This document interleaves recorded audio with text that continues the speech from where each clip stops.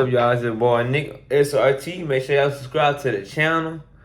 You know, I ain't got no edits or nothing. So, right now, but I'm just gonna keep it real original. So, this video is, should you buy your dream car first or should you get a house first?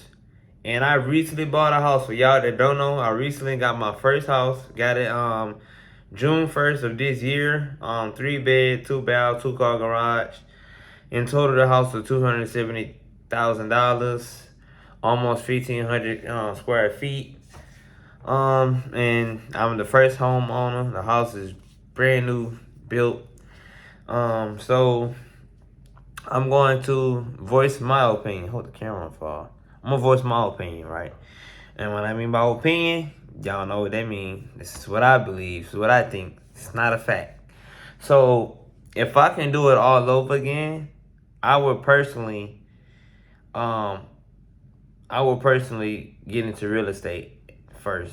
Because I say this because I have peers that bought houses like years ago and they sold their house in this market and they profited a lot of money. Interest rates were lower at the time, and you know they're up higher now, right? And so they made a lot of money. One of my coworkers made like $80,000 back off of selling his house. Now he sold his house. The realtor got they cut. The bank got what the rest of the mortgage that he owed, and he kept the equity, and he got $80,000 deposited in his account. Now think about getting that and then getting your dream car. That's why I say real estate. But then again, with prices of cars now and houses, it's kind of like this now because houses are high, cars are high, and it really depends on your life, really and truly. It all depends if you're going to be in that specific area for a while, you know, or if you plan on staying there, right? So you got to ask yourself that. And you have to make sure you can afford the mortgage because it's pros and cons from renting and getting a mortgage. That'll be a different video, right? But in this case here, you want to make sure you can afford the mortgage. Because typically mortgages are originally 30 years. Some people can do 15 years to pay it out faster, less interest, higher payment amount, but shorter interest.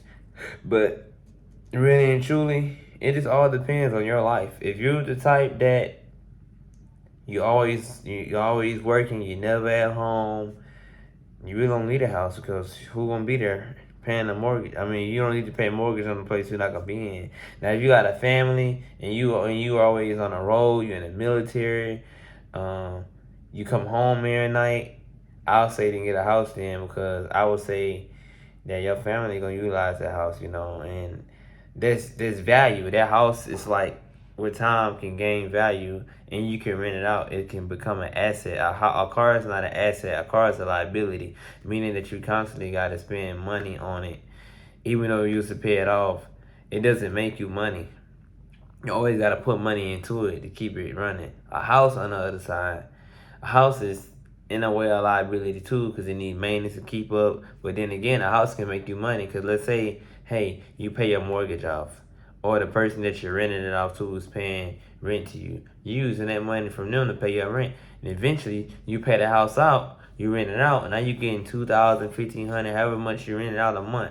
So some people got their cars on tour road, but then again, I highly don't recommend that because they got people stealing and wrecking them, right? And then sometimes it's hard to get your money back because a lot of insurances don't recommend you rent your car, but they charge a lot of money for that. But I say get the house if you can, because a lot of y'all getting these Hellcats and these Scat Packs, these Trackhawks, these SRTGs, whatever y'all getting these cars and y'all cars are sitting on the road while y'all sleep.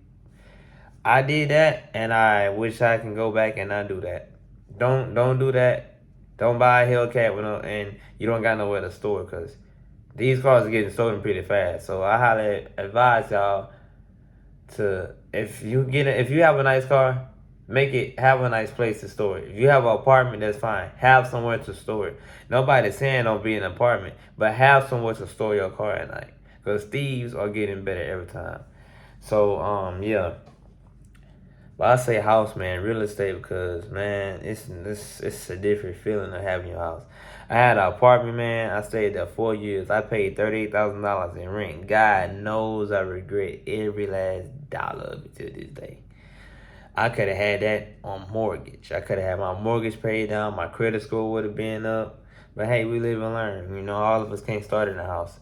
But being a first homeowner, it's amazing, man. Just not hearing. Now I am in a neighborhood it's HOA, but that's fine because I don't have no issues. I don't be playing no loud music. My car it's loud. It's not crazy loud though. If anything, I started in the garage and let it idle down, then back the car out. But yeah,